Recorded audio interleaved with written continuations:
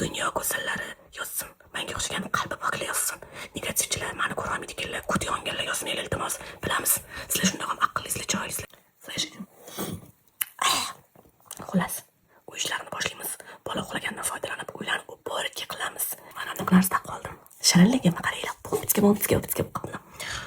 Men biladiganlar yozib olinglar, necha soat taqish kerak, qancha vaqt, foydasi bo'ladimi, yo'qmi? E'tiboringlar. Menga o'zimga o'xshagan mamashalar yozsin, iltimos. Men shulardan qalbi pok, neshni go'zallarimdan maslahat so'radim. Aqllilardan, erkaklar voshim yozmasin. Sabr et. Xullas, ketdik, ish qilamiz. Otani aksini Alloh taolo qiz bolaga berar ekan. Bizlar o'g'il bola deymiz, nasl tarqatuvchi yo'q, qiz bola. Har kuni 12 ta farishta yerga tushib qiz bor xonadonga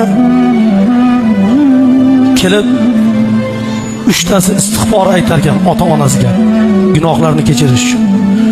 3 tasi davlat tilar ekan o'sha darxonaga. 3 tasi jannat. 3 tasi ofiyat. Bundan ortiq baxt bormi? O'g'il bola deymiz.